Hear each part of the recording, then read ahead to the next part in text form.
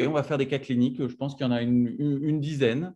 On fait cours à peu près, je pense, 1 heure et demie au lieu des 2 heures. Et puis ensuite, c'est Yves Dulac qui fait les Marfans. Il a dit qu'il avait besoin de moins d'1 heure. Donc, voilà, on s'est arrangé comme ça. Alors, je vais partager mon écran. Hop là. Voilà.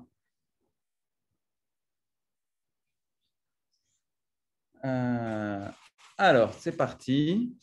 Donc, on commence par un Clément, 12 ans, qui pèse 43 kilos, qui fait 1m45, qui consulte pour des céphalées.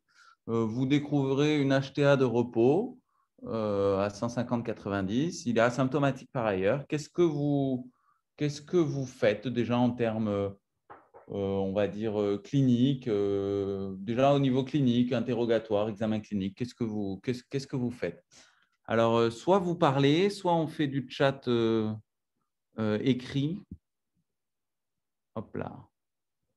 Allez, il y en a qui font du chat écrit. On s'est mis sur 2 ordi, comme ça on verra mieux. Alors, tension aux 4 membres, palpation des poux fémoraux, tension membre submembrin, vérifier les poux fémoraux. Donc bon, en effet, c'est un bon réflexe de cardiopédiatre, c'est-à-dire rechercher une coarctation. Ce cas, tous les cas, c'est des vrais cas hein, qu'on a eu là dans les mois qui viennent. Et le diagnostic, il a été fait par téléphone. C'est-à-dire qu'ils nous ont appelé d'un hôpital périphérique et on leur a dit prenez la tension en bas et il y avait un gradient. Donc voilà, le diagnostic, en effet, il est purement clinique. Après, dans les autres choses, quand même, ça peut être rechercher des signes d'HTA maligne qui peut être quand même important. Il y a les céphalées. Allez-y, vous pouvez parler. Voilà. Donc, ça, c'est dans ce que vous faites. Donc, en effet, il avait un gradient, comme vous voyez, quand on l'a repris, nous, chez nous, de 60 mm de mercure. Donc, le diagnostic, il est simple. Vous faites une échographie. Donc là, je vais vous demander de la décrire. Et on va mettre le chat là, hein, parce que sinon, on se met là. Hop là. S'il y en a qui veulent parler, vous pouvez parler aussi. Hein. S'il y en a de temps en temps qui veulent prendre la parole, parce que là. Donc, qu'est-ce qui manque à votre écho? Déjà, décrivez l'écho et qu'est-ce qui manque à votre écho? Ou sinon, de temps en temps, il y en a un qui prend la parole et puis on tourne. Ça peut être pas mal aussi, plutôt que de tout écrire quand c'est des questions un peu plus longues.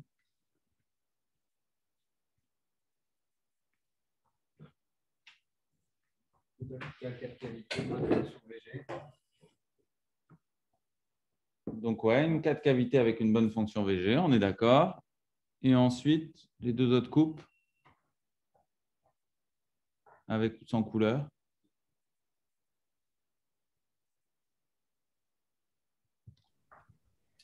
Suprasternal, rétrécissement d'isthme, dilatation de l'aorte ascendante. Ouais, alors c'est sûr. Alors on voit bien donc on voit la crosse, il y a une belle crosse, peut-être dilatée, on va mesurer.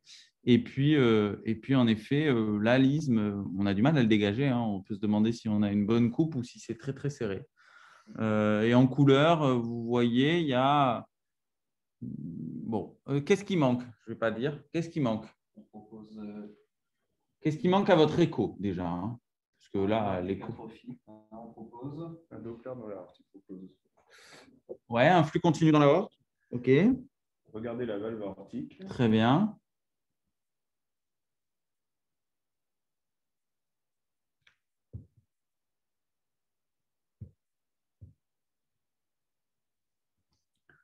C'est déjà pas mal.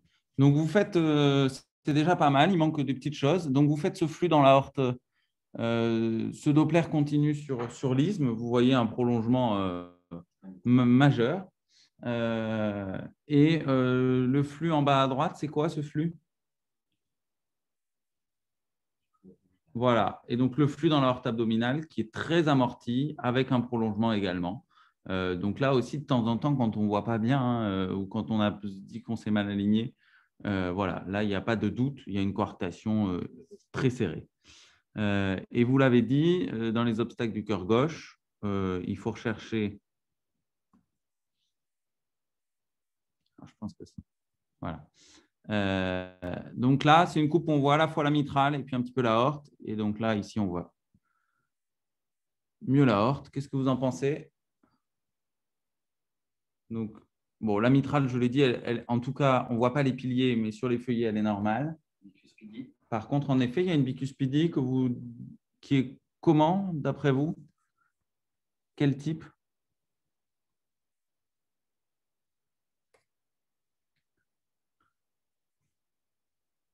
Fusion RL, 1LR. Donc, c'est une 1LR. On voit en effet ici un LR. Ici, hop là, quand la valve est ouverte, on en reparlera après, de toute façon, un peu de bicuspidie. Et on voit aussi ici l'effacement de la jonction sinotubulaire. Donc là aussi, rien que sur la parasternale long axe, il y a une ouverture en dôme de la valve aortique et surtout, il y a un effacement de la jonction, une dilatation de l'aorte ascendante. OK. Est-ce que vous faites un autre examen? Qu'est-ce que vous faites? Si oui, quoi? Sinon, pourquoi? Voilà. Sinon, pourquoi vous ne faites rien?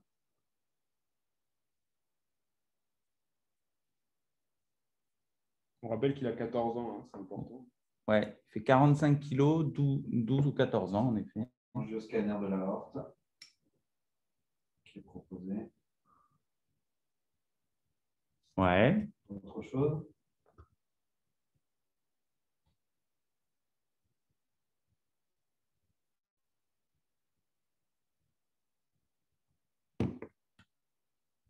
Sur le scanner de l'aorte. Donc, scanner de l'aorte. OK. Bon, bah, nous, c'est ce qu'on a fait, en effet. Après, on va discuter. Hein. Le but, c'est aussi de discuter. Ce n'est pas parce que nous, on a fait ça que c'est obligatoirement ce qu'il faut faire. Mais voilà son scanner aortique. Alors, décrivez-nous ça un petit peu.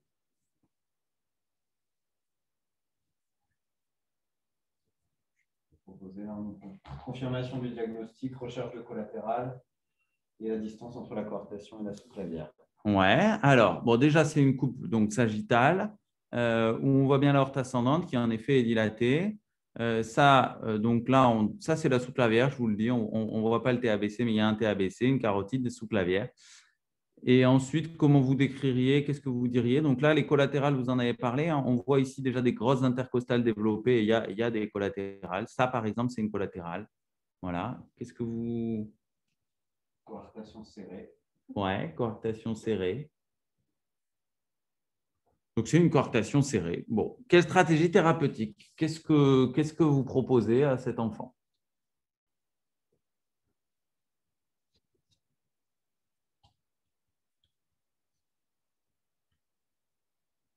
Alors, allez-y, hein, je vous laisse. Et qu'est-ce que vous proposez? Et si vous proposez… Bon, déjà, il y a deux stratégies. Hein. Enfin, on va dire qu'il y en a trois.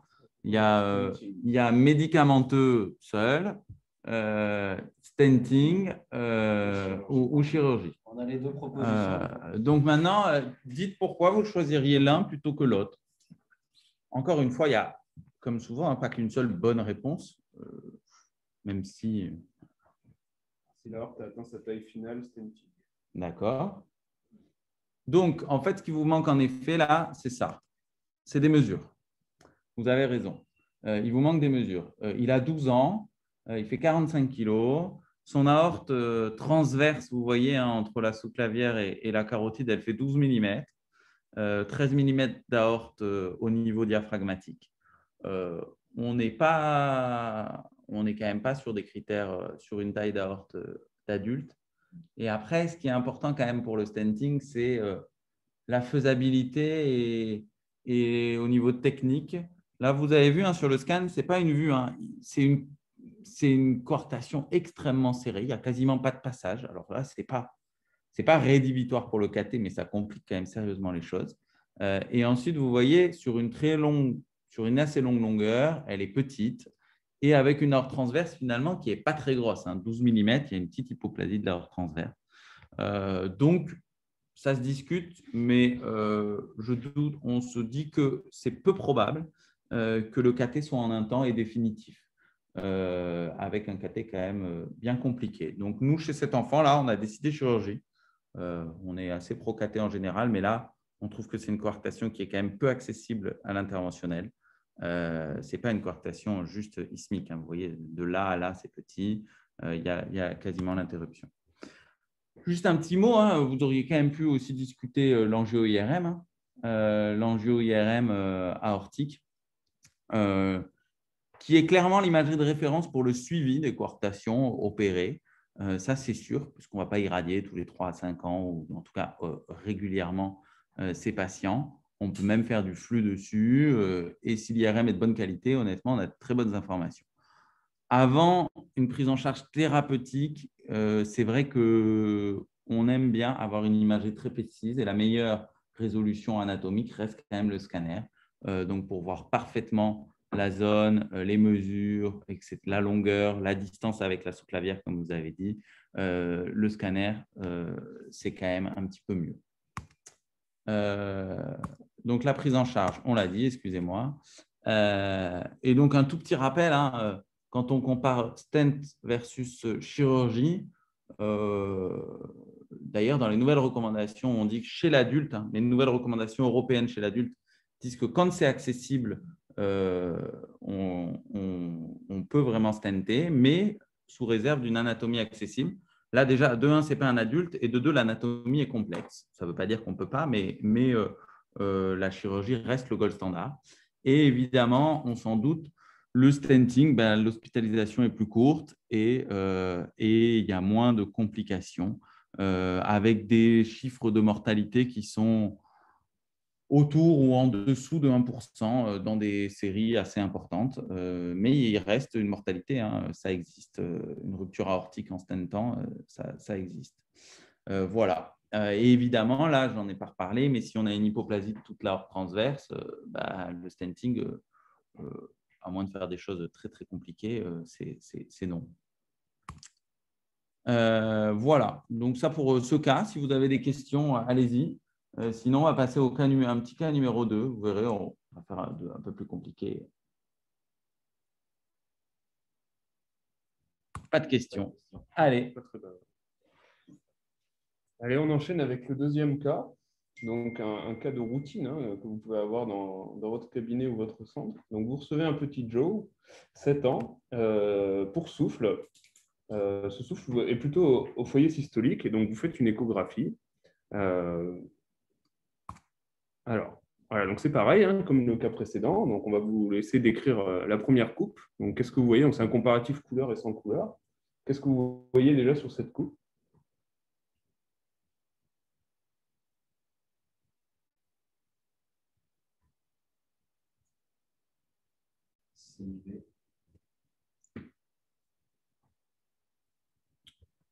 Alors, ouais, on a CIV sur le modéré, chute aortique, aliasing dans la valve aortique, IAO. C'est ça. Donc, en fait, on ne voit pas de CIV. Hein. Le flux qu'on voit derrière, en fait, c'est la tricuspide qui remplit le VD. Même si ça peut être un peu trompeur avec une périmembraneuse sur laquelle on ne serait pas bien orienté. Donc, il y a une fuite aortique. À votre avis, quel est le mécanisme de cette fuite aortique? Est-ce qu'il faut autre chose? Insuffisance et sténose aortique. Alors, sinon, on va vous mettre les autres coupes. Après, on va avancer. Hein. Mais attendez, on peut aussi vous aider. Là, vous ne voyez pas quelque chose? Bon. Voilà. C'est ça. En fait, c'est une fuite aortique par lésion de G. Là, on la voit mieux sur cette coupe-là, par une petite membrane sous-aortique, donc qui est située juste en dessous. Donc, la valve en elle-même, elle est saine. Ce n'est pas une sténose de la valve, mais c'est une accélération sous-aortique qui va entraîner une lésion de G sur la valve. Et à force, va l'abîmer et va la faire fuir. Donc, à côté, on a une coupe Doppler donc, qui nous montre le gradient. Donc, c'est une coupe suprasternale. Et au vu de ces données, donc c'est un petit de 7 ans. Il a ce souffle, il se plaint de rien. On a ce gradient, on a cette membrane, cette fuite. Qu'est-ce que vous proposez comme attitude thérapeutique? Il n'y a rien d'autre sur l'échographie. Hein. On a fait le tour des autres, c'est isolé. Hein. Restriction de la membrane. Donc, on a essentiellement de la restriction. La surveillance. D'accord. Gradient max supérieur à 50. Alors, juste, il y a deux choses quand même là dans ce cas. Il y a OK, la sévérité de On avait parlé, c'est soit le gradient moyen à plus de 50 dans les recos européennes ou 50 max américaines. En Europe, on est quand même vraiment plus européenne, hein. Donc, en gros, c'est gradient moyen de plus de 50. Donc là, on n'y est pas. Mais il y a aussi le retentissement ou des complications de cette membrane. Et là, clairement, il y en a une. Il y a une fuite aortique sur lésion de G. Donc, ce n'est peut-être pas une bonne idée de laisser cette membrane qui va continuer d'abîmer la valve. Le but, c'est quand même d'être conservateur sur la valve. Donc, le mieux, c'est d'avoir une évolutivité. C'est sûr que si vous le suivez depuis quelques années et que là, la fuite apparaît, là, il n'y a pas de doute. Là, si c'est la première fois que vous le voyez, il faut bien tourner autour de cette valve, voir bien le mécanisme. Si c'est vraiment sur lésion de G, on a plutôt tendance, en effet, à intervenir et à réséquer cette membrane, qui est très proche de la valve, hein. Donc, le risque c'est quoi quand le chirurgien il va réséquer la valve? Un des risques, là, quand on voit cette image très proche.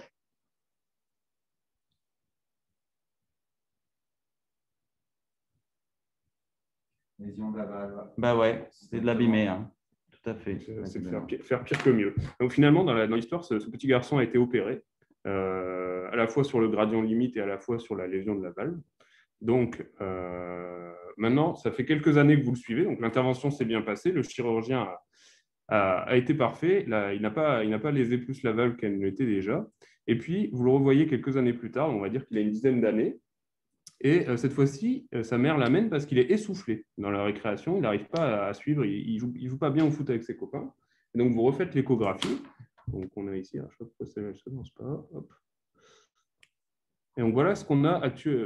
Donc, c'est toujours le même petit garçon, mais 3 ans après son intervention. Donc, qu'est-ce que vous pourrez décrire de ces deux couples? Alors, on nous parle d'un bourrelet septal sous-aortique obstructif, d'une hypertrophie du ventricule gauche. Alors, rappelez-vous qu'il a eu une membrane il y a 3 ans. Ça, c'est important, vraiment. Une fuite aortique sévère.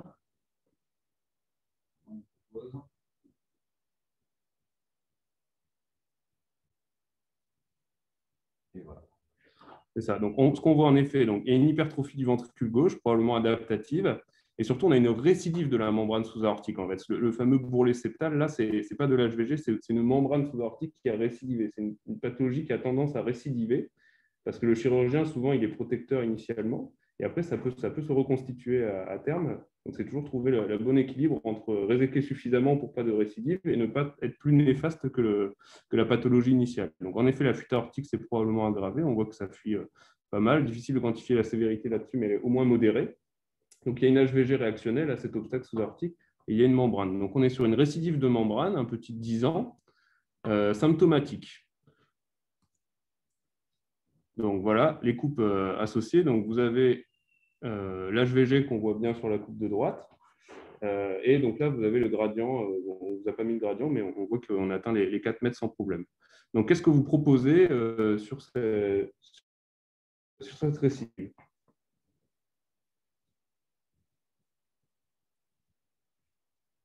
Chirurgie.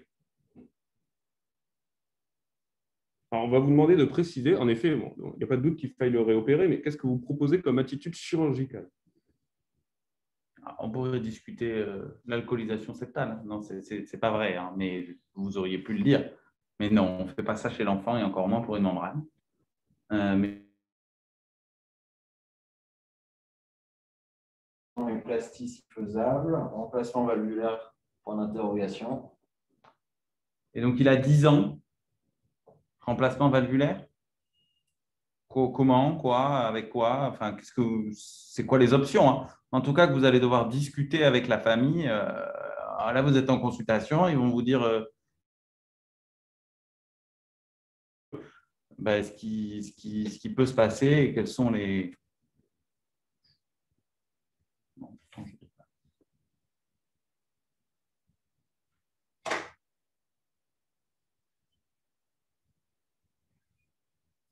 Alors, on propose une valve mécanique aortique. C'est lourd, une valve mécanique aortique. Et surtout, à 10 ans, son anneau, il doit faire 14-15 mm. On nous propose effectivement résection de membrane, myomectomie ROS. OK. Résection myomectomie, ouais, c'est ça. Très bien. Bon. Il y a une chirurgie qui s'appelle, non, vous n'avez pas un nom aussi là qui vous vient en tête? Ah, ça y est, c'est arrivé. Alors, on nous propose un cono sur le chat. Donc, c'est ça, en pratique, on a deux options chirurgicales. Donc, soit on refait une résection de membrane sous-aortique en essayant idéalement de préserver la valve aortique, parce qu'une valve mécanique, c'est clairement à cet âge-là un échec. Le ROS, ça nécessite quand même une grosse intervention et on sacrifie la valve pulmonaire. Donc, idéalement, on essaye quand même de préserver la valve native si elle est plastifiable. Donc, on va essayer de plastifier la valve aortique, de la préserver. Ensuite, il faut enlever l'obstacle. Donc, soit on fait une résection de membrane sous-aortique, donc un peu plus large, en allant vers une myectomie, en enlevant du muscle. Soit après, il y a en effet l'intervention de cono, qui va être plus radicale, qui va consister à enlever le muscle sous-aortique et à le remplacer par un patch, en fait. Donc, dans l'histoire de ce petit garçon, eh bien, il a eu une chirurgie de cono. Donc, il a eu... Pardon, excusez-moi. Oui. Bonjour. J'ai une question pour la myectomie. Vu que l'hypertrophie est réactionnelle, est-ce qu'on ne peut pas espérer que ça se résolve spontanément juste en corrigeant la fuite? Alors, ce n'est pas réactionnel. Non, la fuite n'entraîne pas l'hypertrophie, hein. Il y a un bourrelet, une membrane sous-aortique. La fuite entraîne une hypertrophie excentrique dans la fuite aortique. On a une dilatation hypertrophie. Dans une fuite aortique, on a une dilatation excentrique, on n'a pas d'hypertrophie. On n'a pas d'hypertrophie macroscopique. D'accord. L'hypertrophie est vraiment liée à l'obstacle, en fait. C'est un obstacle, soit valvulaire, soit sous-valvulaire. Dans son cas, c'est sous-valvulaire. Donc, en fait, en effet, l'hypertrophie, elle va régresser si on enlève l'obstacle, en fait. Très et après, comme on a dit, de toute façon, faire une plastie de la valve, mais là, ça va plus être pour la dilatation. D'ailleurs, c'est pour ça que je vous ai mis les images post-op. Donc, voilà ce qui a été fait. Donc, la valve a pu être préservée, vous voyez. Et donc, on voit il y a une petite fuite, mais qui n'est pas sévère, hein, qui est de grade moyen à faible. Et donc, on voit, alors peut-être plus sur la de droite qu'on va vous faire tourner. Donc, en fait, il a eu un petit patch en fait, sous-aortique de cono, en fait. Et donc là, on voit qu'il n'y a plus du tout d'obstacle sous-aortique. Et donc là, c'est un très bon résultat chirurgical. Une fuite minime, plus d'obstacle sous-aortique, et l'ensemble sans prothèse de valve ni chirurgie de ROS.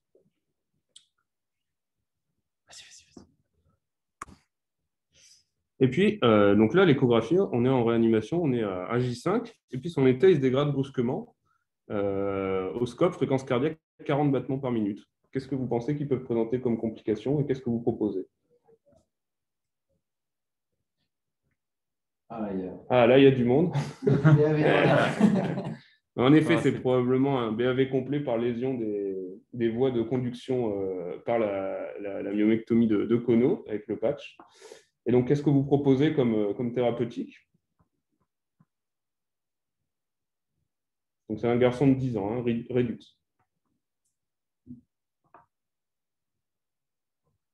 On va considérer qu'il ne récupère pas, hein, le BAV. Il y a des BAV transitoires, mais dans son cas, on va considérer qu'il ne récupère pas. Pacemaker, que proposer. Et pacemaker, quoi?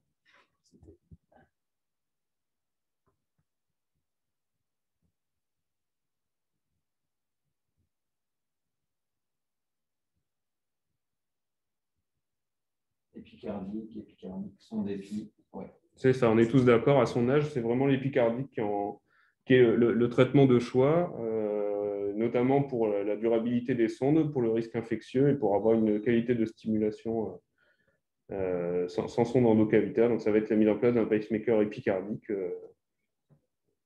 pour sortir de réanimation. C'est ça. Très bien.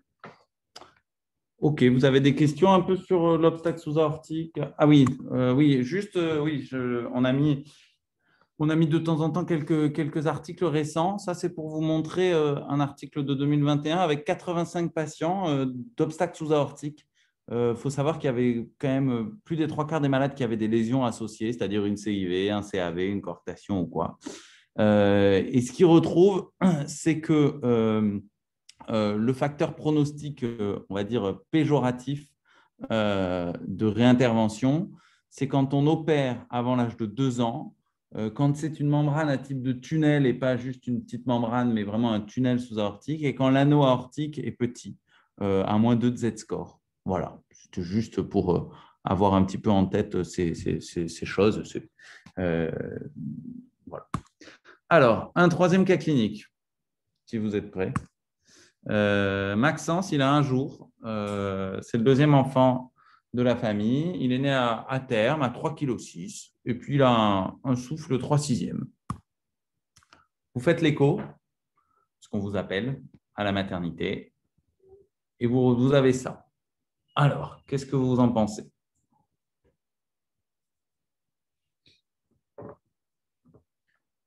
On a fait des cas de la vraie vie, hein, pas obligatoirement des choses extrêmement compliquées. Hein.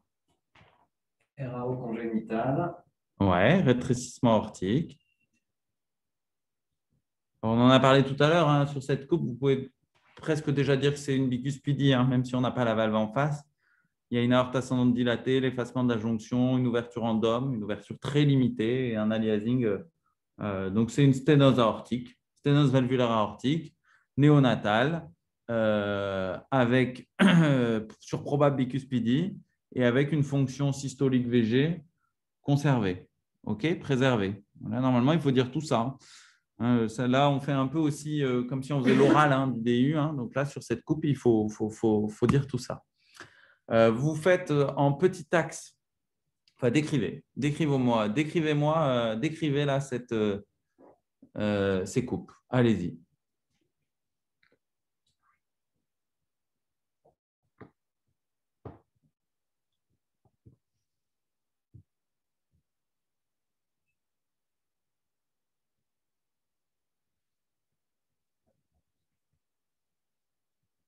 Alors, en coupe parasternale petit axe, on retrouve une bicuspidie type 0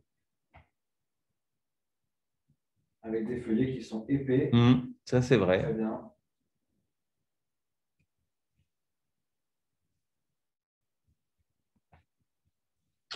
OK.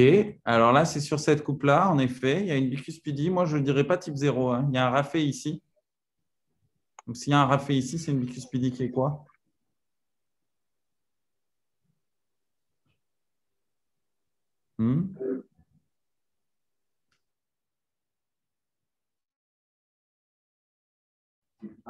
Voilà, type 1 RN, je suis d'accord.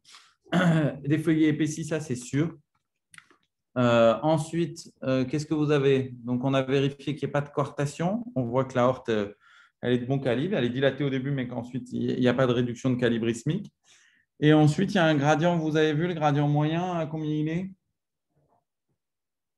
Il est très élevé en suprasternal. Alors, on peut, ça fait quelques cas, on peut surestimer une sténose aortique en suprasternal. Il y a un phénomène de restitution des flux et on peut clairement surestimer un gradient en suprasternal. Ça ne veut pas dire qu'il ne faut pas le prendre en suprasternal, hein, mais il faut le savoir, on peut le surestimer. Un tout petit mot pour vous rappeler l'intérêt de la classification de Sievert, c'est surtout pronostic, type 0 ou type 2, valvulopathie plus précoce. Alors, ça ne veut pas dire que c'est tout le temps des types 0 ou type 2. Le 1LR, c'est le plus fréquent, souvent moins grave au départ. Par contre, associé à la coarctation, donc très souvent, on a coarctation avec bicuspidie 1LR qui n'est pas sténosante, pas fuyante, et puis qui parlera qu'à l'âge de 50 ans ou après. Voilà. Et par contre, évolution plus rapide vers une valvulopathie en fusion avec la cuspe non coronaire, comme notre cas. Alors, quelle est votre prise en charge? Qu'est-ce que vous proposez à cet enfant? Réa, KT. Réa, dilatation, percutanée. Quel est son état? Très bonne question. Alors, quel est son état? Il allait bien. Il allait bien. Honnêtement, il allait bien. Il n'était pas du tout en choc. D'ailleurs, voilà, confirmé aussi avec l'écho. Il n'est pas en choc. Il va bien. Il a cette sténose aortique très serrée, néonatale, mais il est stable. Beaucoup de propositions percutanées. Beaucoup de propositions percutanées, OK. Pas de chirurgie?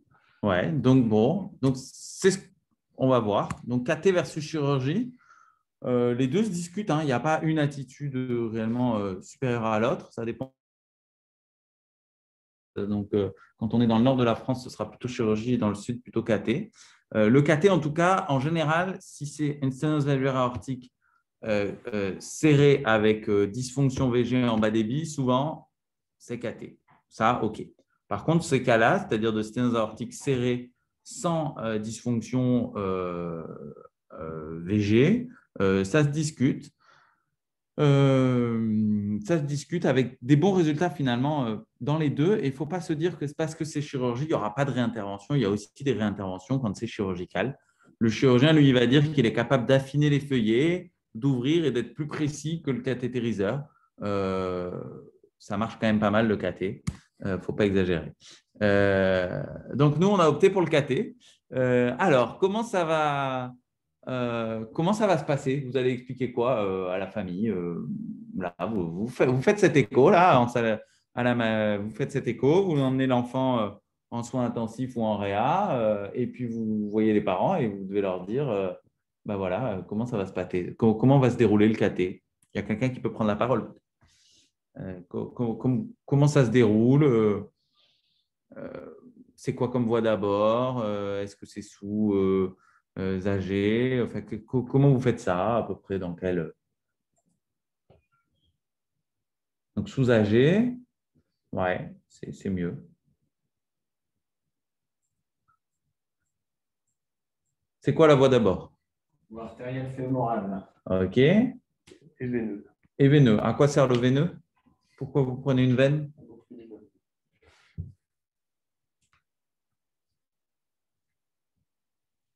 Allez, je vous montre. Alors, on a fait ça déjà. Voilà ce qu'on a fait. Alors là, c'est quoi? Qu'est-ce que vous voyez? C'est simple, hein? Pas d'école. Hein? La voie fémorale par rapport à ta question, fémorale veineux pour l'hémodynamique. Pour l'hémodynamique, OK. Alors, l'hémodynamique de quoi? D'un cathé, regardez, là, vous avez ça. L'hémodynamique, là, c'est de l'hémodynamique gauche. Donc, je vous donne la pression VG à 160, de systolique, aortique à 100. Donc, ça fait un gradient pic à pic de 60. C'est un serré, c'est sûr.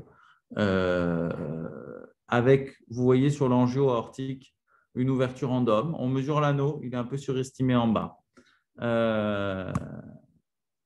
Alors, maintenant, décrivez-moi ça. Cette coupe, qu'est-ce qu'il y a? Qu'est-ce qu'on fait? Qu'est-ce que c'est?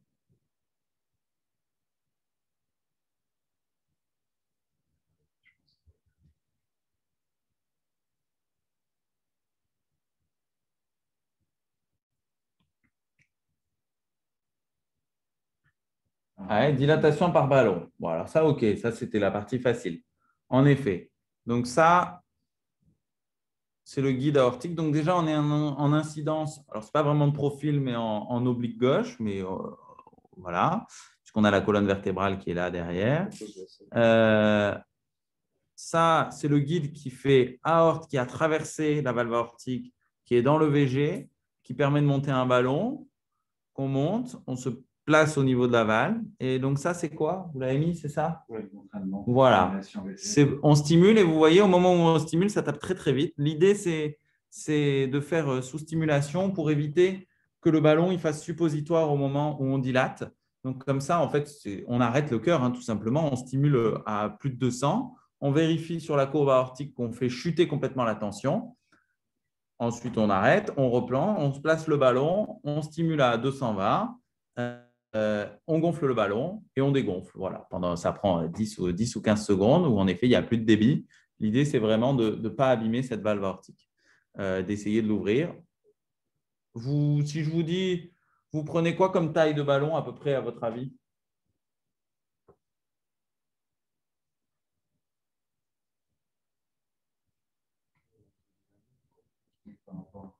Hein, vous prenez quoi? Je sais pas. Taille de l'anneau ou moins. Voilà, taille de l'anneau ou moins. Sur des valves aortiques, on essaye d'être vraiment précautionneux et donc on commence souvent par la taille de l'anneau, moins 1 mm à peu près, hein, 90% de la taille de l'anneau. Donc si l'anneau il faisait 8,5 ou 9, on va prendre un ballon de 8, à peu près ça. Alors que sur la valve pulmonaire, on prend en général 100%, voire un peu plus si ça ne suffit pas. Donc ça, c'est l'hémodynamique en fin de cathé. Qu'est-ce que vous en pensez? Qu'est-ce que vous pouvez dire sur ces chiffres?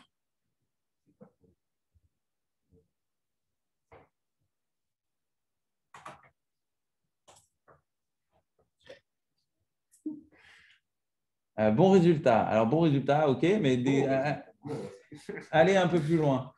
Alors, diminution du gradient. En effet, on a un gradient pic à pic de combien?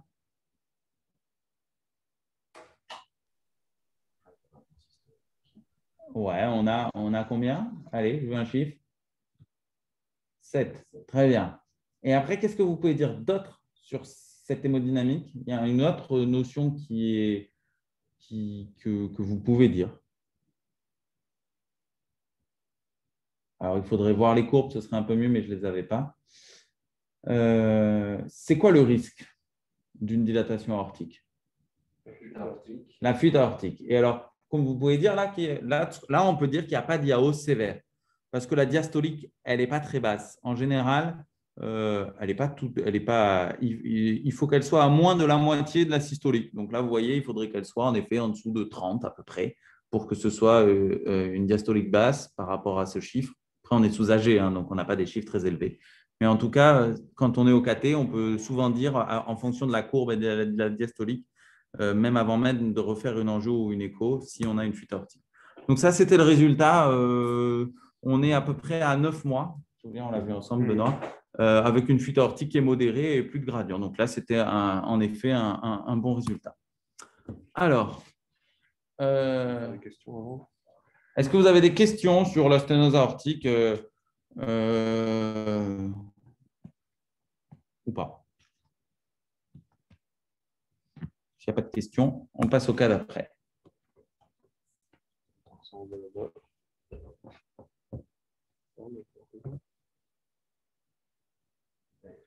Allez, donc on va enchaîner avec le troisième cas. Donc on va faire un petit peu de cardiologie fétale. C'est un mode d'entrée maintenant dans la cardiopathie qui devient de plus en plus fréquent. Donc vous êtes cardiopédiatre à Toulouse avec nous et vous êtes le docteur H. Et vous avez un copain de promo qui est gynécologue libéral et qui vous envoie une patiente de 19 ans qui est enceinte parce que lui, il a fait l'échographie à 30 semaines et le cœur ne lui semble pas normal. Pour lui, il y a un problème, donc il voudrait faire une échographie par un cardiopédiatre fétal de référence. Donc, on va vous montrer quelques coupes de fétales.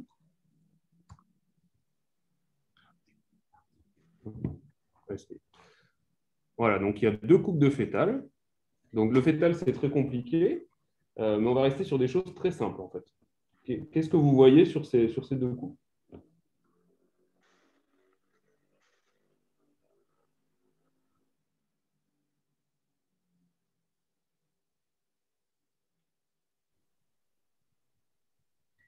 La symétrie ventriculaire. Ouais, alors où est le VG, où est le VD là sur la coupe Symétrie ventriculaire, belle crosse.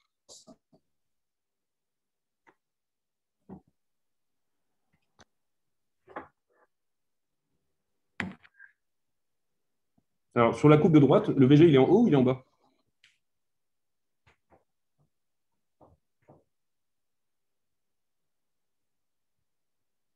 C'est ça, il est en haut. Donc c'est une vue 4 cavités basculée, la coupe à droite. Et on voit le VG, donc il est en haut, et il est plus petit que le VD. Alors, en fin de grossesse, c'est normal, mais là, il y a une asymétrie qui est plus marquée quand même. Le VD, il fait au moins 2/3 de l'espace ventriculaire.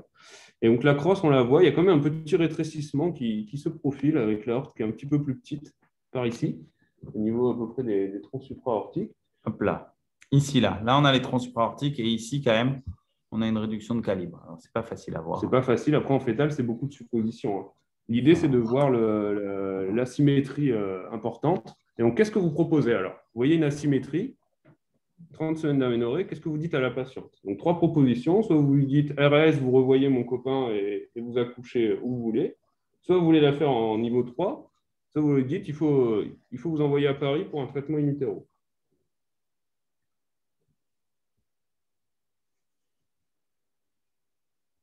Accouchement en niveau 3. Compte tenu du risque de coarctation à la naissance. Niveau 3, surveiller la. C'est ça, c'est exactement ça. Donc, on avait vu dans le reste de l'échographie fétale, il fallait quand même vérifier qu'il n'y ait pas un obstacle aortique associé, parce que dans les sténoses aortiques anténatales, il peut y avoir des indications mesurés d'intervention in utero qui sont pour l'instant lors du case report. Et en effet, donc là, la valve aortique était non sténosante et donc il y a un risque d'asymétrie et donc de constitution de coarctation à la naissance. Donc, il faut la faire accoucher dans un niveau 3 avec une échographie à la naissance. Donc, on enchaîne. Donc, le petit Jimmy est né.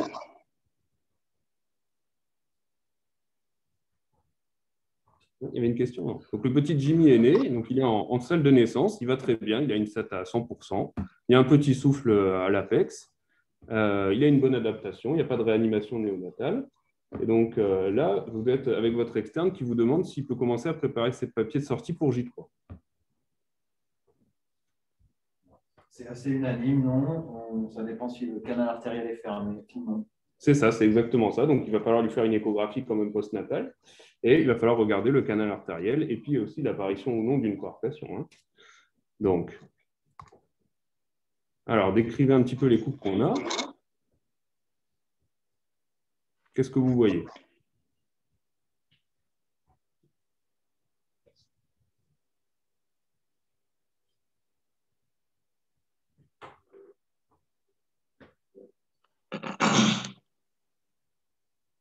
Canal artériel perméable, bidirectionnel, une bonne fonction ventriculaire gauche, une oreillette gauche dilatée,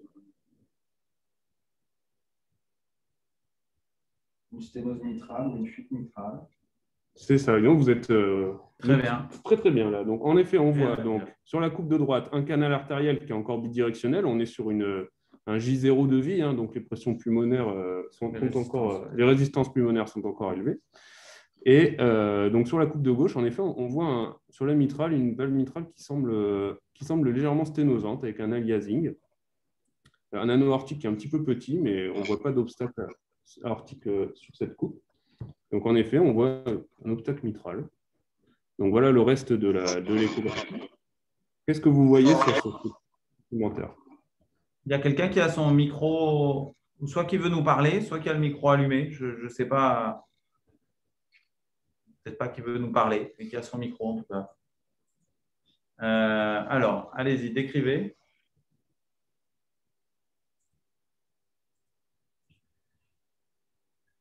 Alors, dilatation des cavités droite et petit VG, on nous dit. Voilà, effectivement. Sténose mitrale modérée, CIA. Il y en a qui voudraient le gradient transmitral. Alors là, le gradient On l'a transmitral, en haut à droite, le gradient transmitral. Donc c'est ça, vous avez vu l'essentiel. Donc on confirme la symétrie des ventricules hein, avec un VG qui est beaucoup plus petit que le ventricule droit. Donc on a une sténose mitrale modérée, en effet, gradient moyen à 5. Et la petite coupe en bas à droite, donc c'est une bicuspidie où là le type est difficile à préciser sur cette coupe. Ouais. Donc, même difficile de dire si elle est vraiment bicuspide. Hein. Mais bon, parfois à la naissance, il faut se laisser un peu de temps. Après, elle n'est pas sténosante, pas fuyante, donc c'est le principal. On aura le temps de la réévaluer. Très bien. On continue alors. Alors, voilà les deux dernières coupes, pardon. Donc, qu'est-ce que vous voyez? Et finalement, comment vous résumez l'ensemble de la situation? Est-ce qu'il vous manque des choses ou est-ce que vous voulez d'autres infos pour la prise en charge?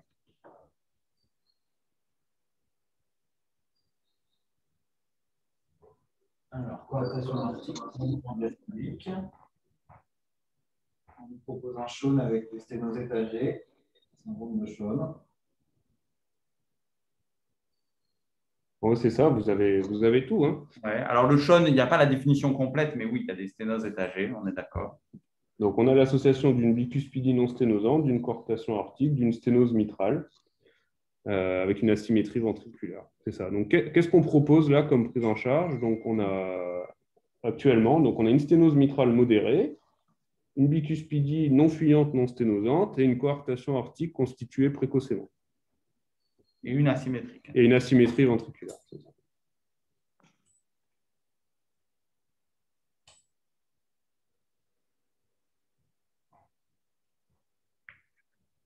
Un genre de coarctation parce que le gradient n'est pas au-dessus de 20.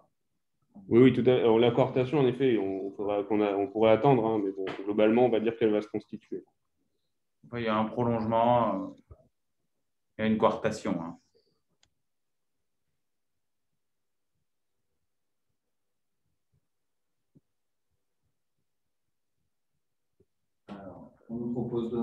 prostine pour maintenir le canal artériel ouvert. Ouais. OK. Et pour faire quoi? On le maintient ouvert quoi pendant 3 mois? On peut faire un enroute derrière, ou bien un plastique de l'aorte et de la valve mitrale aussi.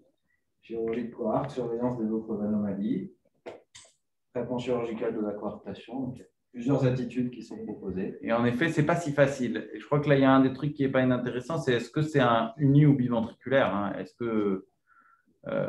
que ce cœur va passer en biventriculaire ou pas?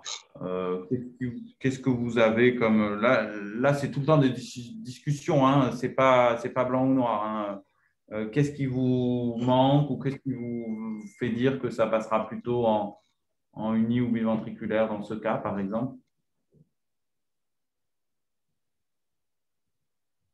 Alors là, il y a quelque chose d'intéressant. Ouais, c'est quoi? C'est Circulation. mettre la prostine et attendre de voir comment se développe le VG, voir la croissance du VG. Circulation hybride. Alors, ouais, alors après, ce VG, il fait quand même quasiment la pointe. Il faudrait un Z-score de l'anneau mitral, qui nous aide bien aussi pour avoir une idée, qui n'est pas si mal. On peut vous le dire. En fait, ce qu'il faut savoir, c'est que là, le VD est dilaté parce qu'il y a une CIA. Et ce qui veut dire que le VG n'est non plus pas extrêmement préchargé. Voilà. Donc, on va dire qu'on opte plutôt pour du biventriculaire. Après, je ne dis pas qu'on a raison, mais on opte plutôt là-dessus. Donc, qu'est-ce que vous proposez comme prise en charge, là, néonatale, en vous disant qu'on ne part pas sur de l'uni, mais plutôt sur du biventriculaire? Vous feriez quoi?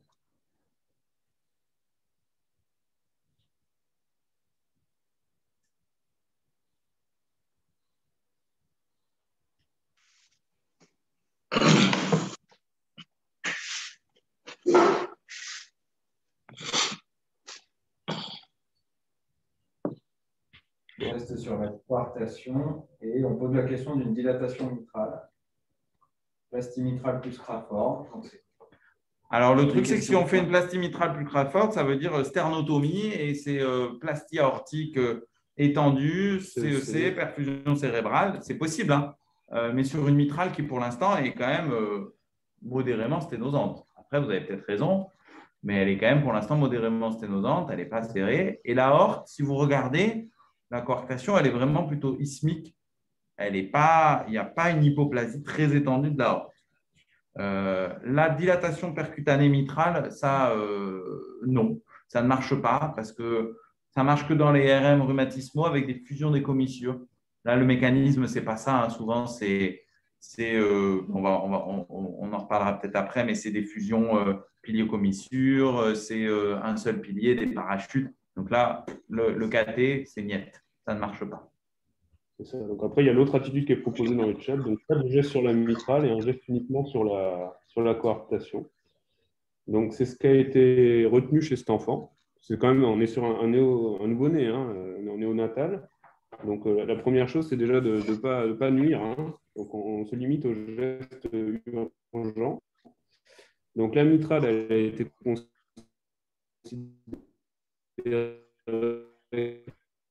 comme modérée. Là,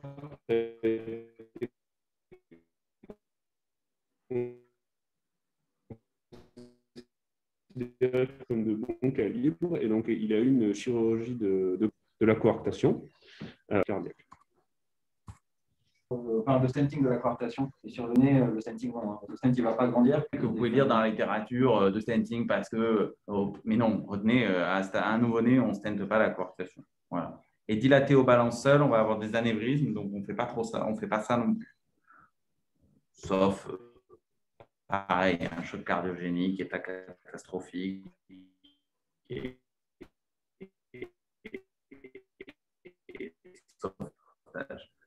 Donc là, on a vraiment retenu la Une coarctation peut être justifiée si le gradient est en dessous de 20, parce qu'on s'attend à ce que ça évolue d'office.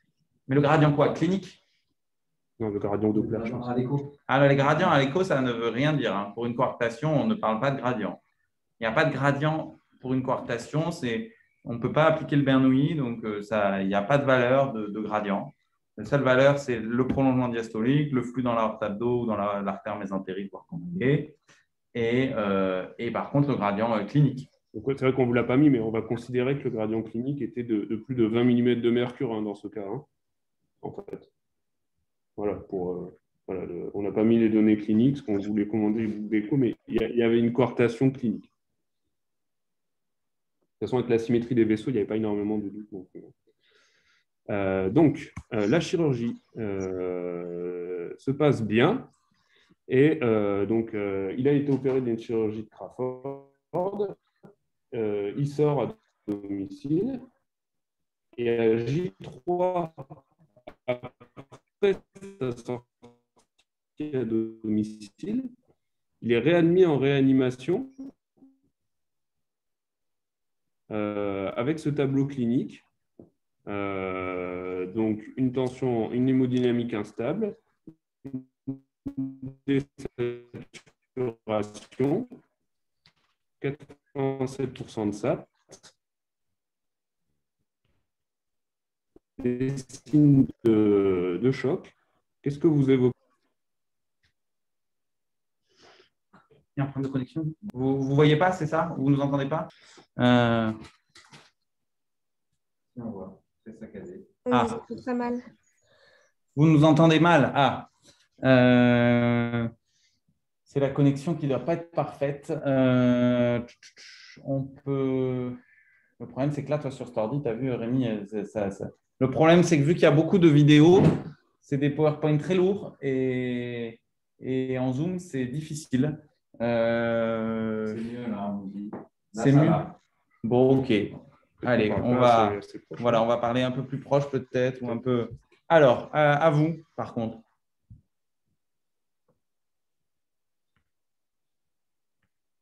En fait, il y en a, ça capte bien.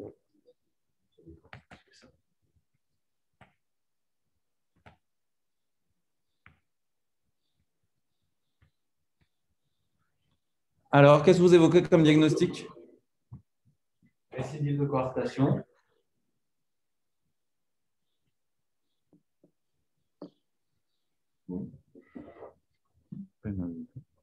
C'est ça. Donc, en fait, un tableau de choc cardiogénique sur un obstacle, donc par argument de fréquence, c'est vrai que le plus probable, c'est qu'il recoarte très rapidement.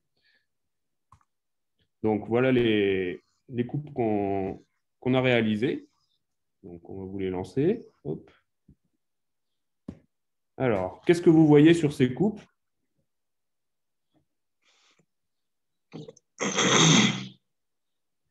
Aggravation de la sténose mitrale. Vous voyez ça où? Je pense que c'était une des autres propositions. D'accord. Ah oui, oui. Oui, non, je me disais, pourquoi pas, mais pour le décrire.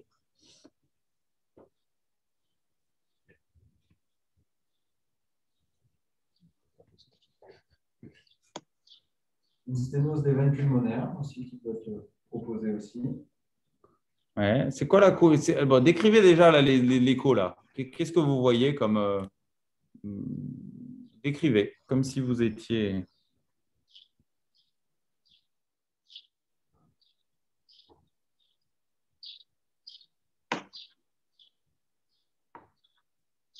Sur l'écho du haut à gauche, asymétrie des ventricules, ouais. C'est ça. Ouais, ça c'est toujours pareil, ouais. Alors, on nous dit qu'il y a une dilatation des cavités droites avec une voie pulmonaire qui est libre. Ouais. Ça n'a pas bougé. Mais qu'est-ce qu'il y a de nouveau? Qu'est-ce que vous voyez, tout simplement? Vous ne trouvez pas qu'il y a une petite dysfonction systolique biventriculaire quand même? Donc ça, déjà, voilà, tout simplement. Il y a déjà une dysfonction systolique biventriculaire. Vas-y, Benoît, je te laisse. Donc, on voit qu'il y a aussi le foramen ovale qui est gauche-droit, forcé.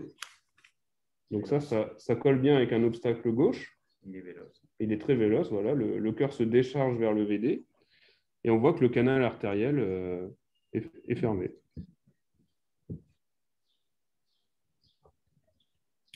Alors, les autres coupes. On n'a plus de souris.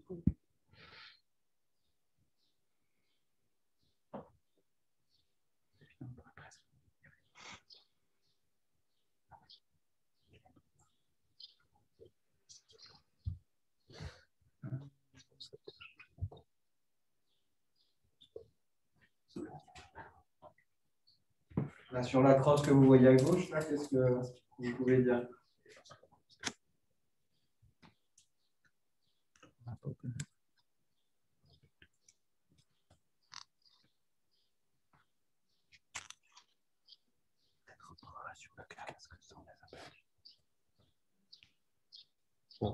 L'antérograde pas si mal.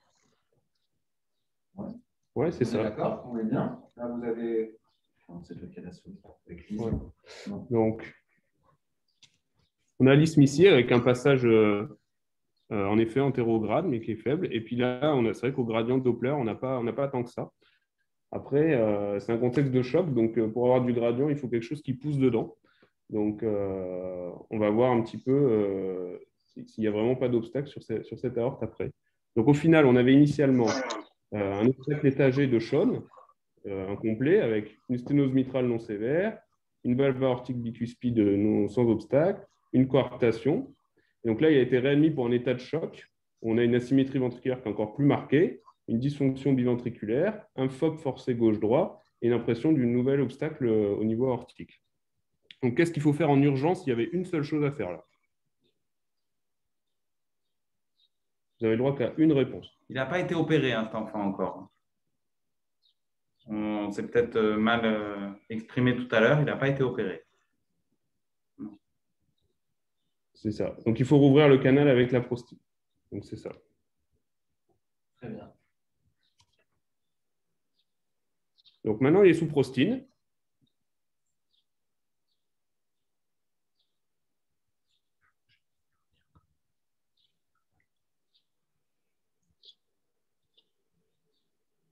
Donc, qu'est-ce qu'on voit sous prostine? On va vous aider, on va avancer un peu, parce qu'on tourne un peu autour. Donc, le canal s'est réouvert. On voit que la fonction biventriculaire s'améliore. On a toujours ce problème de sténose mitrale. Et on a globalement un obstacle sur la voie gauche. Donc, qu'est-ce qu'on fait pour confirmer le diagnostic, parce qu'on n'avait pas un gradient énorme? Donc, on a fait un scanner de l'aorte. Donc, voilà la crosse aortique. Voilà à droite le gradient sur la mitrale. Donc, on a 8 de gradient moyen. Et donc, toute la discussion, c'est de savoir ce que vous faites. On en a parlé tout à l'heure. Ça revient à la même discussion que tout à l'heure. En fait, c'est juste que donc, il s'est dégradé entre-temps, mais on fait la même chose que ce qu'on avait dit. En fait. Donc, la mitrale, toujours modérée, on n'y touche pas. Et on l'opère de la coarctation.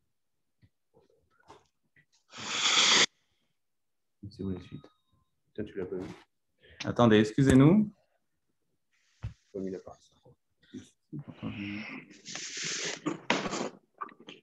Excusez-nous. Il manque la fin du cas avant qu'on arrive à... Excusez-nous, hein. On vous le met tout de suite.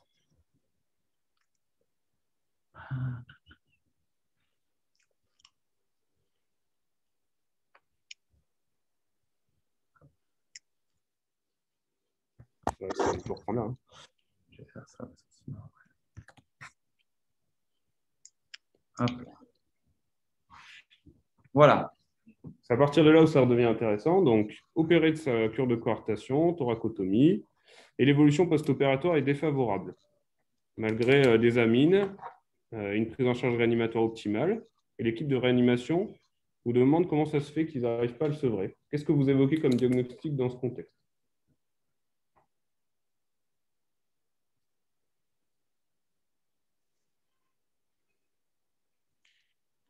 Une resténose proposée.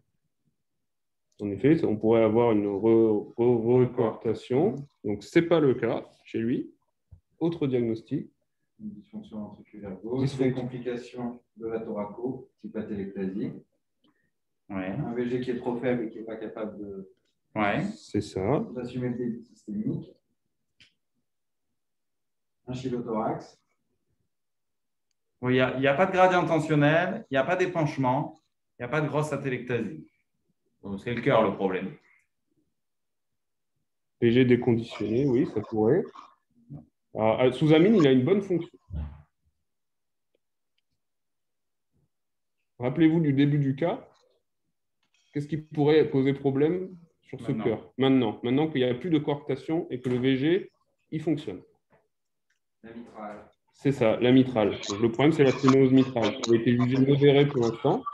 Et en fait, une fois qu'on a levé l'obstacle sur la voie aortique, en fait, on se retrouve avec une sténose mitrale qui devient, qui devient significative. Donc, c'est ce qu'on a dit, hein, je vous mets les coupes. Donc là, on voit en haut à droite la fonction sur la crosse aortique avec un bon passage, le Doppler qui est bon, pas d'obstacle significatif. Et donc, on a cette mitrale avec un VG, vous voyez, qui fait le travail. Hein. On a quand même une bonne fonction ventriculaire, même s'il reste petit. Vous avez un gradient moyen mitral à 22. Qu'est-ce qui manque? Oula.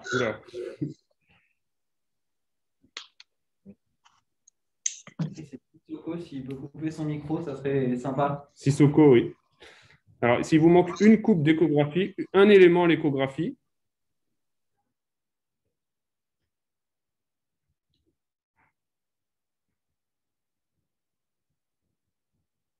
la surface mitrale, oui, pourquoi pas. C'est très difficile à calculer. Surface mitrale, il faut se dire que dans les mitrales congénitales néonatales, ce n'est pas toujours la valve, hein, c'est souvent aussi l'obstacle qui peut se faire au niveau des piliers, entre les piliers et la valve. Donc, bon, la surface mitrale, c'est quand même extrêmement compliqué. Et puis, on est du l'ordre de… On est sur une mitrale qui fait un anneau qui fait 7 mm. Là, hein. C'est compliqué. Je vous rappelle, on n'arrive pas à le sevrer. Donc, pourquoi on n'arrive pas à le sevrer, à votre avis? Les PAPS, voilà, c'est ça. Donc, voilà, il faut rechercher une HTAP. Une HTAP, donc c'est une HTAP post-capillaire sur un obstacle mitral significatif, donc une sténose mitrale. Et là, il était isosystémique. Et donc, qu'est-ce qu'il faut faire sur un obstacle mitral empêchant le… Alors, le KT… KT, toujours pas. Toujours pas. Enfin, un KT hémodynamique, si vous voulez, mais en fait, on a le diagnostic à l'écho. Hein. Il a une sténose mitrale sévère avec HTAP isosystémique, dysfonction, insevrable ventilatoire.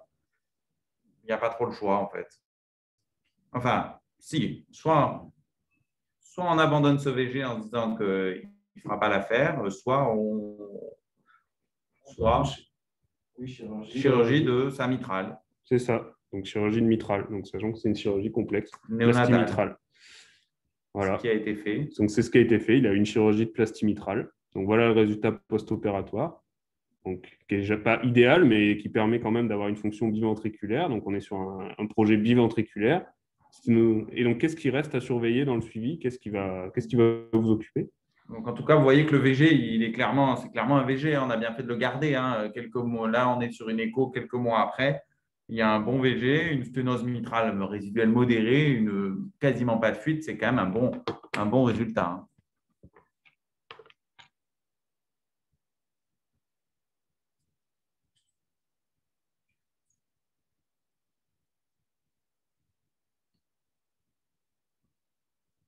Et donc, les lésions à surveiller? La plastie, oui, il faudra surveiller la plastie. Peut-être qu'un jour, on sera amené à y retourner. Peut-être un jour, faire un geste sur la valve. L'insuffisance mitrale. Oui, toujours la plastie. La bicuspidie, c'est ça, la bicuspidie aortique. C'est ça. Et puis, il en manque un. Et la crosse aortique, voilà, c'est ça. Donc, c'est les obstacles étagés du cœur gauche. C'est ça. C'est vraiment un cas de classique. Et voilà. C'était un tout petit mot, excusez-moi, on ne l'a pas mis dans le bon sens.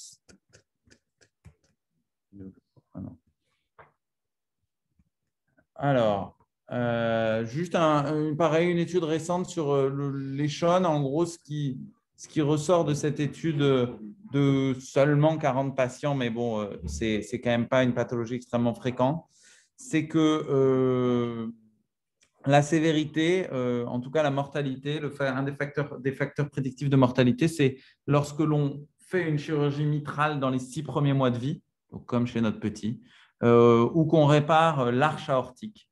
Et ça, c'est associé à une surmortalité. Vous voyez les incidences de réintervention, on est sur du 50% à 5 ans et 85% à 15 ans. Donc, d'une réintervention sur un des obstacles qui a été touché ou sur un autre. Donc, voilà, c'est vraiment on le sait, hein, quelque chose d'extrêmement sévère. Donc, ça répond à la question sur le chat. On nous demande pourquoi ne pas avoir fait d'emblée cure de coarctation et plastie mitrale. Eh bien, c'est pour ça, parce que la plastie mitrale, c'est un geste complexe, c'est un geste avec très haut risque de réintervention. Et comme elle était modérée, l'idée, c'était de voir si ça passait en faisant la cure de coarctation, de voir la mitrale dans un deuxième temps. Mais plus tardif, l'idéal, ça aurait été de le faire. Voilà. Là, il se trouve qu'en effet, hein, on s'est entre guillemets trompé. C'est difficile d'évaluer une mitrale alors qu'il y a un obstacle, qu'on est en période néonatale, etc. Sachant que là, et puis la coarctation, si elle était ismique focale comme c'était le cas, on peut la traiter par thoracotomie. S'il faut faire par sterno, ça peut être un peu compliqué d'aller faire la coarctation par sterno si on n'a pas toute l'arche à faire. Ça se fait, hein, bien sûr, hein, mais ce n'est pas du tout la même chirurgie de faire plastie mitrale et coarctation à 5 jours de vie versus Crawford seul, quoi. Ça n'a vraiment rien à voir en termes de morbimortalité. Il se trouve que là, en effet, on a dû faire l'un puis l'autre. Donc, vous avez raison, on aurait pu faire tout le premier temps. Voilà. Allez, un autre cas. Hop, donc on va changer, on va poursuivre et changer un petit peu. Donc là, vous avez un petit garçon, un petit Louis, 3 mois, qui vous est adressé pour un bilan de souffle. Lui, il n'a pas d'antécédent particulier. Il est né à terme avec un bon poids de naissance. Les échos anténatales qui étaient bien. Il n'y a pas d'antécédent familial. Il grandit bien, il grossit bien. Et les parents, ils ne vous rapportent pas spécialement de signes d'insuffisance cardiaque. C'est un bébé qui tète bien. Juste pour une question sur le chat d'avant. Pourquoi la saturation était bas au moment du choc cardiogénique? C'est une hypoperfusion générale et donc une hypoperfusion périphérique avec des saturations. Hein, quand on est en choc cardiogénique, on est hypoperfusé et désaturé partout. Donc, à l'examen clinique, donc vous avez un souffle, vous entendez un peu partout, mais surtout au foyer aortique, un enfant qui sature bien et vous voyez qu'il n'y a pas de gradient tensionnel. À l'échographie. Donc, comme d'habitude, on va vous demander un petit peu de décrire, de dire ce que vous pensez de cet écho.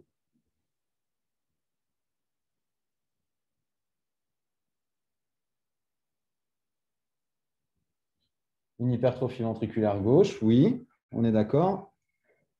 Et le muscle, comment vous le trouvez, le muscle? Il est très hyperéchogène, oui, on a l'impression que c'est un VG qui... Non, c'est assez fermé.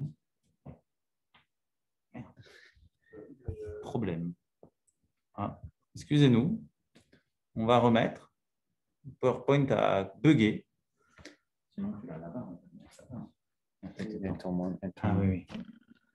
Qu'est-ce qui se passe? Alors, désolé, hein. Encore une fois, il est vraiment très très lourd le PowerPoint. Donc, sinon, je vais l'ouvrir juste le tien que tu m'as envoyé. Peut-être que ce sera moins lourd.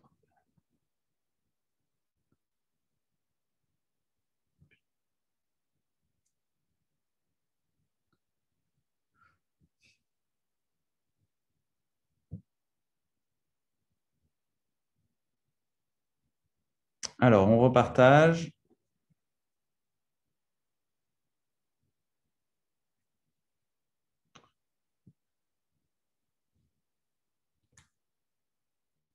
Allez, ça a l'air de marcher. Donc, oui, c'est ce qu'on disait, un ventricule gauche très hypertrophié, très hyperéchogène. Voilà, ça nous fait penser à un ventricule gauche qui souffre. Vous regardez un petit peu sur la voie pulmonaire aussi.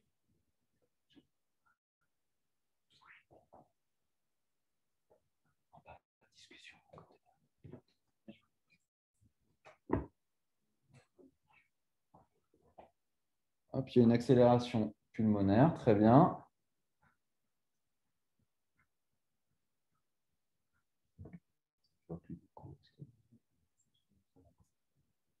Alors, Noonan, maladie métabolique. Effectivement, il y a des choses à penser. Donc, vous voyez une accélération à 3 mètres. Là, je vous ai mis le flux sur la paix gauche à 3,5 mètres, mais il y a à peu près la même chose de l'autre côté. Vous voyez que c'est assez homogène. Il n'y a pas vraiment de sténose focale. C'est une accélération assez diffuse. Hop. Vous regardez, ben, comme toujours, hein, on parle de la voie gauche depuis le début. Vous regardez maintenant la crosse par rapport à celle que vous avez vue précédemment. Est-ce que vous…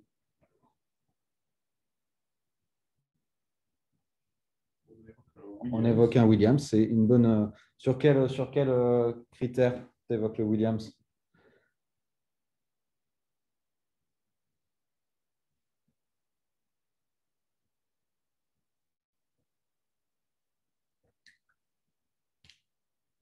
Oui, c'est ça. Sténose supravalvulaire aortique et une sténose des branches pulmonaires. Ça, c'est assez évocateur, effectivement. Et vous confirmez qu'il y a un obstacle supravalvulaire aortique sur cette coupe-là. Je ne l'avais pas fait passer. Et donc, vous voyez que vous avez un gradient max à plus de 100, moyen à plus de 50. Donc, par rapport à ce qu'on disait tout à l'heure, on retombe dans les indications. Donc, c'est au final un obstacle supravalvulaire aortique. Vous le devinez un petit peu, même en 2 dimensions. Vous voyez qu'il y a un côté un petit peu épaissie de la paroi. Voilà. Et vous voyez que la valve, elle est libre, hein, elle est fine, elle s'ouvre bien, elle n'est pas en dôme.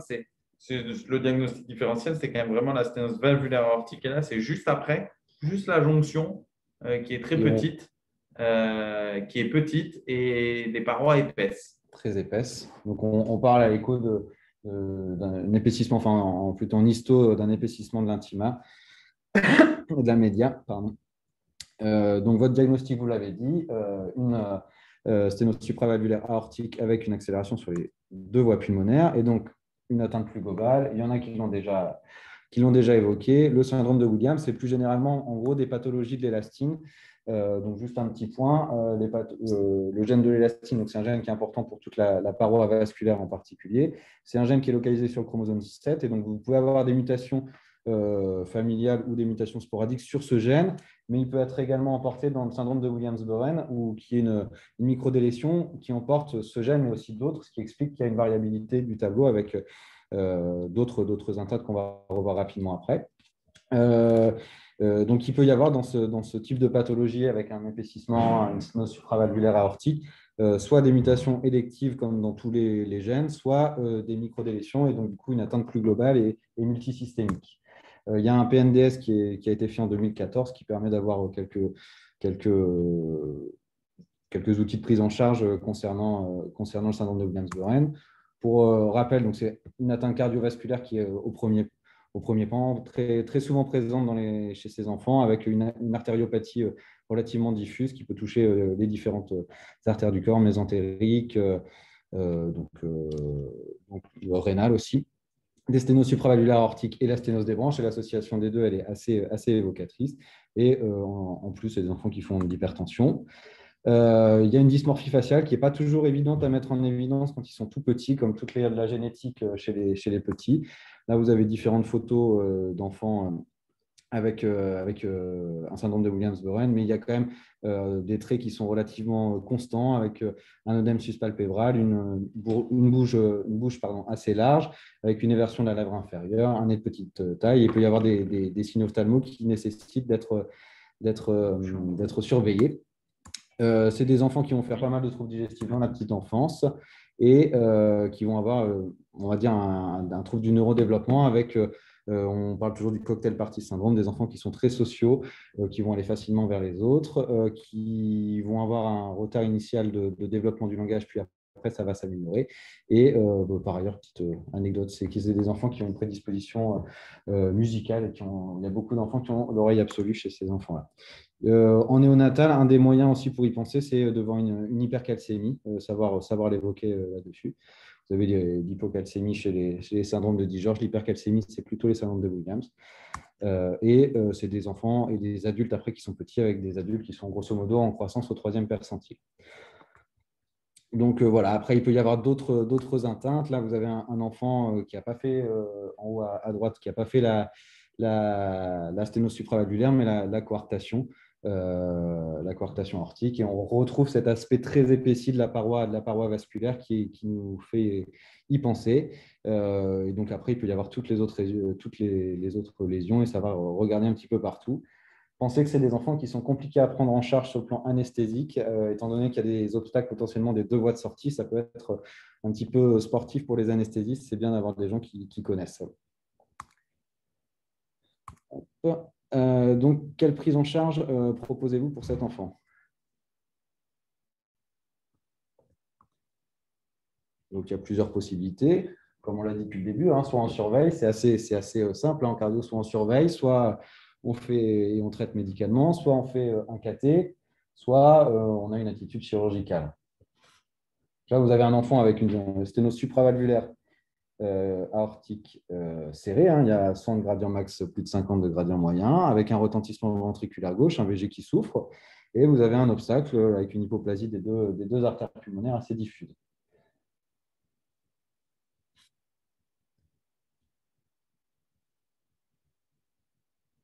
Surveillance, plastie, supra, chirurgie, il me semble tout. Alors, plastie, supra, chirurgie, vous faites quoi en chirurgie? C'est bien de dire chirurgie, mais c'est-à-dire, qu'est-ce que vous faites? Plastie de la région supravalvulaire. Donc, plastie de la supravalvulaire aortique, c'est ça? Ouais. Personne qui fait de cathé? OK. Et personne qui touche à la voie droite?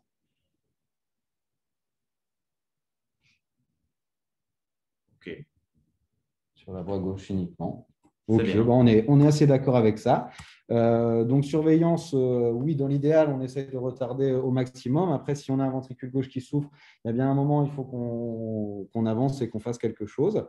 Le cathé, ça ne marche pas très bien dans ces cas-là, et c'est surtout très dangereux. Vous allez le voir. Et donc, sinon, l'autre option, c'est effectivement la chirurgie. Et donc, qu'est-ce que peut faire le chirurgien? Il y a différentes techniques qu'il peut faire. En gros, c'est exactement ce que vous avez dit. Il va élargir la région supravalvulaire qui est très fibrosée à cet endroit-là. Il y a vraiment un anneau fibreux. Donc, il y a différentes techniques qui, en fonction de l'âge des enfants, du poids, vont être décidées, soit avec un grand patch pour élargir, soit un patch qui va descendre dans les deux sillons, et soit le plus fréquemment, quand c'est des enfants un peu plus grands, la technique de Brown, qui va consister à créer, on va dire, 3 patchs d'élargissement dans les trois sillons, les 3 sinus de Valsalva, pour élargir au total la région supravalvulaire aortique et arriver à ce résultat-là à la fin. Après, vous imaginez que chez un petit comme là, à 3 mois, qui doit faire 6 kilos, ce n'est pas forcément évident d'aller mettre 3 patchs dans la horne. Donc ça dépend, c'est une discussion à avoir, ce n'est pas forcément le plus important, mais voilà, l'idée, c'est ça, c'est d'aller élargir cette zone-là. Quelle surveillance vous mettez en place? Effectivement, on ne touche pas à la voie droite, on en reparle juste après. Quelle surveillance vous mettez en place dans ce cadre-là? Vous l'avez opéré, vous avez levé cet obstacle-là, et vous n'avez pas touché à la voie droite. Une toute petite remarque, c'est important de savoir dans les sténoses supravalvulaires aortiques où sont les coronaires. Est-ce qu'elles sont englobées dans la sténose?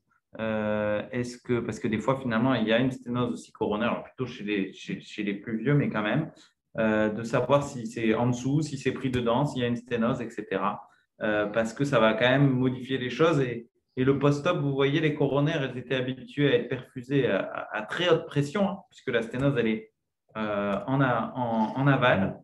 Donc en post-op, et il faut faire attention parce qu'elles peuvent, entre guillemets, d'un coup être sous-perfusées.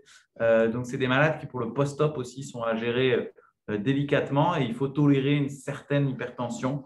En tout cas, il ne faut pas trop baisser pour les coronaires. Enfin, bon, il y a tout un tas un management périopératoire qui est quand même pas si facile.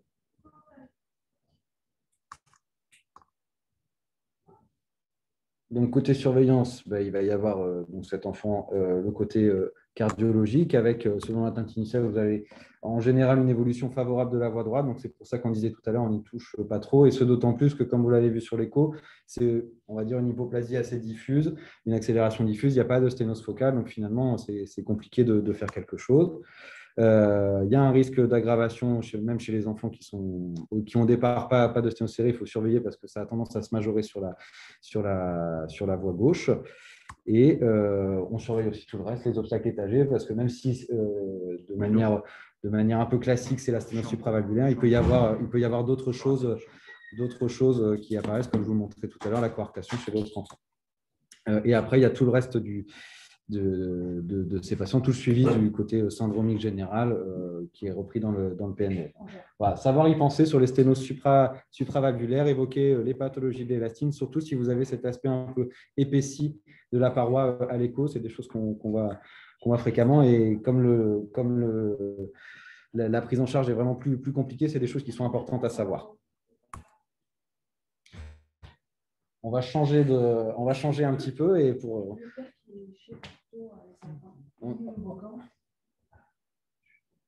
Ensuite, on reprend.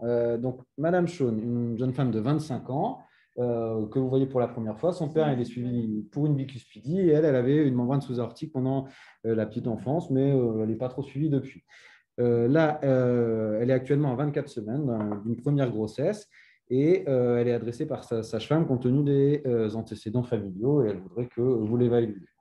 Donc, on refait l'écho, c'est un petit peu le même style d'image. On voit la symétrie ventriculaire, je ne vous refais pas décrire l'écho, mais c'est exactement ce que vous avez dit tout à l'heure, la symétrie ventriculaire avec un bébé qui est plus petit. Finalement, elle accouche à terme d'un petit octave à 3,2 kg qui s'adapte très bien et vous faites l'échographie AJ1 de vie pour voir un petit peu ce qu'il en est. Est-ce que vous pourriez nous décrire les différentes échos?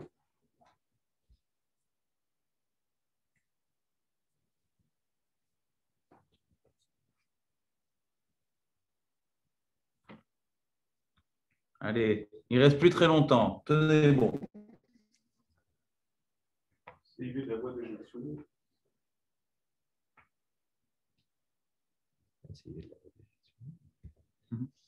Alors, je n'ai pas mis de petit axe, mais ce n'est pas une CIV de la voie d'éjection chez cet enfant, c'était une CIV périmembraneuse. On voit plutôt, il y avait une petite extension quand même périmembraneuse, voilà. Et sur l'autre image que j'ai oublié de faire tourner en boucle.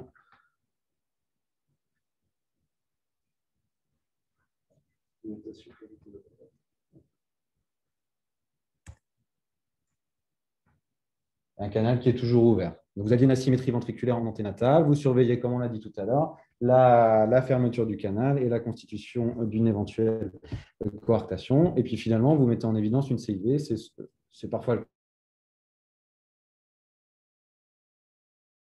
Et les gens qui ont l'habitude arrivent à les voir. Après, il y a parfois, on en fait souvent le diagnostic par la suite. Donc finalement, le canal artériel se ferme et il rentre à la maison. À 10 jours de vie, la maman vous rappelle parce qu'elle trouve que son bébé, il n'est pas comme d'habitude, il respire moins bien, il tète pas comme d'habitude, il a du mal. Et donc cliniquement, vous voyez des pouls qui sont plus faibles que les pouls fémoraux, pardon, qui sont plus faibles que les pouls huméraux et un gradient tensionnel qui apparaît. À l'écho,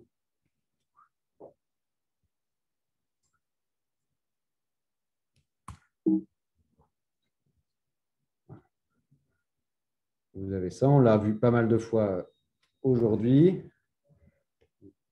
Vous trouvez la constitution d'une coarctation avec un canal artériel que vous ne retrouvez pas et toujours cette CIV périmembraneuse.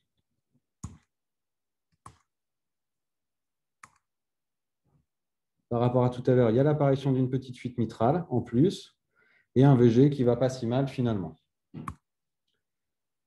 Donc, les questions qu'on se pose là, c'est quel est votre diagnostic? Qu'est-ce que vous proposez? En particulier, quelle est votre attitude concernant la CIV?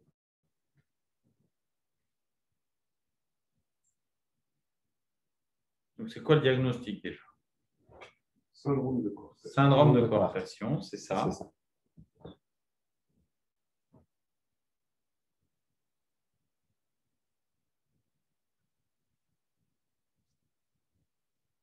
Donc, syndrome de coarctation, c'est une coarctation aortique plus une CIV. Ça ne nous dit pas vraiment le type de CIV. Hein. Vous avez vu, il y a les différentes sortes. Ça, c'est indépendant. C'est pour ça que les vrais anatomistes, ils n'aiment pas trop ce terme de syndrome de coarctation parce que ça peut être un peu tout et n'importe quoi. Mais en tout cas, avec ça, on comprend grosso modo ce que c'est qu'il y a une CIV et la coarctation. Et donc, toute la question, c'est qu'est-ce qu'on fait de cette CIV?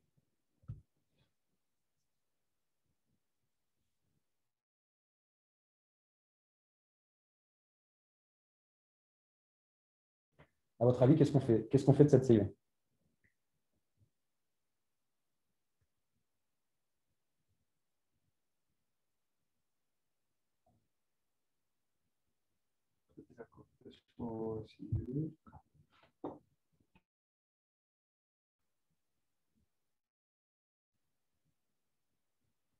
Ouais, ça peut.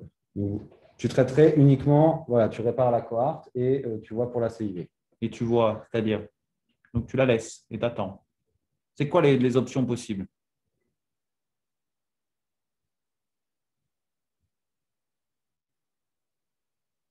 Allez, allez, allez. Il reste 5 minutes. Parce qu'après, il faut qu'on laisse la parole à Yves pour le marfan. Importation.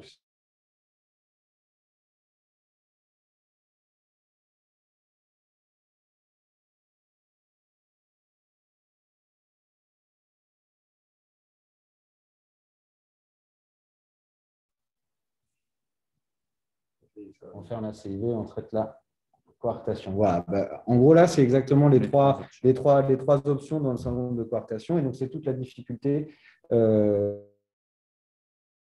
petit peu le futur retentissement de ces CIV. C'est est-ce que c'est une CIV qui risque de se fermer toute seule, si c'est une petite CIV musculaire apicale avec un potentiel de wire ou une périmembraneuse qui risque de se fermer avec du tissu tricuspide, et ben,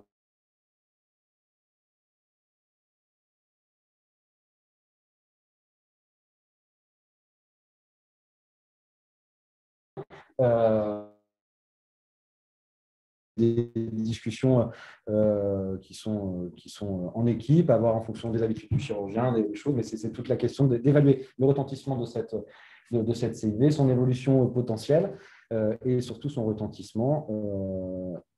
C'est les échos parce qu'on va accélérer un peu, je pense. Voilà, par exemple, un autre enfant avec une autre CIV, pour juste vous montrer.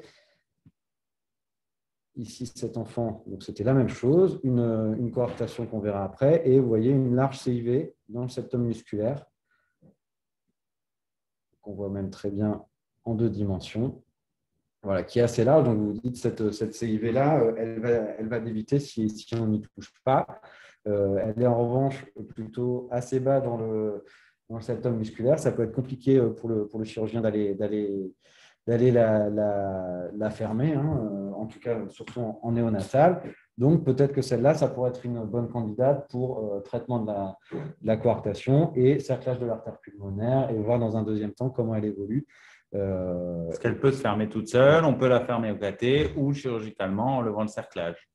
Après, ça se discute. Ça vous laisse éventuellement du temps pour voir un peu l'évolution et ça la protège de l'hypertension artérielle pulmonaire avec le cerclage.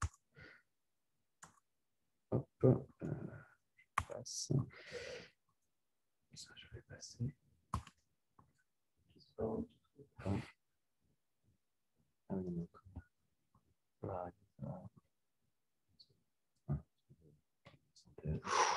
Ça a l'air de ramer.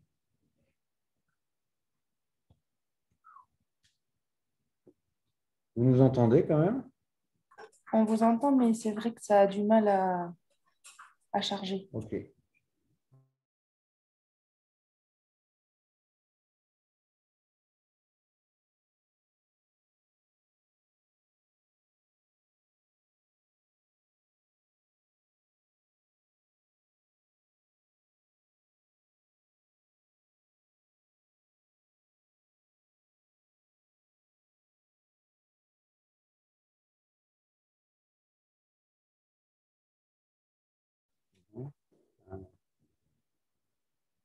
Ça va, Yves? Je pense dans ce... Eh ouais, mais en fait, parce qu'on a des diapos très très hauts. Bon, ouais, c'est pénible.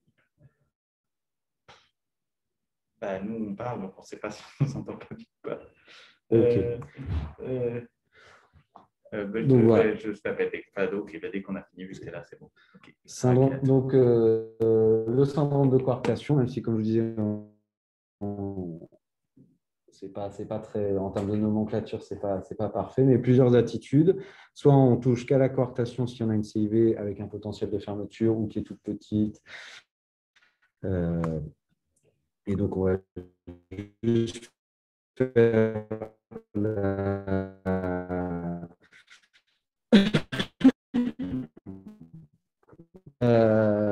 avec la coartation là, donc vous allez juste réparer ça et faire, comme on l'a dit, la chirurgie Crawford. Vous voyez une pièce,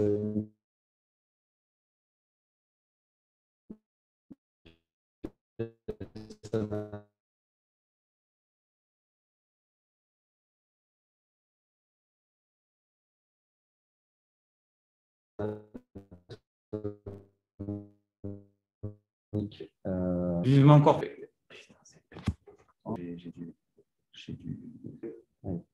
Voilà. Donc, l'autre possibilité, c'est la chirurgie en un temps, avec la fermeture de la CIV par un patch et la cure de coartation. Ou bien, si on pense qu'elle n'est pas accessible chirurgicalement, qu'il y a d'autres lésions, on cercle pour protéger de l'hyperdébit lié à la CIV avec un cerclage pulmonaire qui pourrait éventuellement être dilatable.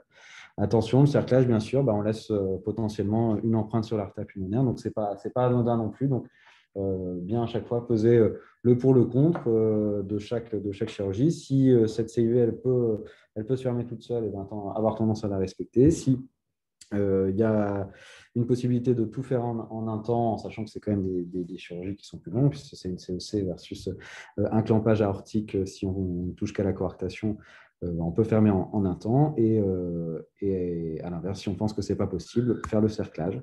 Et donc, ça nécessite de bien évaluer la taille de la CIV, sa position, éventuellement le degré d'hypoplasie de l'arche et les autres champs, notamment s'il y a une CIA. Je ne vous l'ai pas mis là, mais on a eu un enfant avec un RVPA partiel associé. Donc, tout ça, c'est des lésions à prendre en compte aussi, puisque il y a potentiellement d'autres choses que vous allez devoir réparer chirurgicalement. Et bien sur le terrain, forcément, que si vous avez un bébé qui est préma, qui pèse 1,8 kg, et ben, vous n'allez pas faire la même chose que si vous avez un gros bébé de 4 kg. Voilà. Donc, tout ça, c'est à prendre en compte et c'est les discussions au sein de vos centres qui vont aboutir à la prise en charge de votre patient. Pour moi. Non, mais je pense qu'on va s'arrêter. Il y avait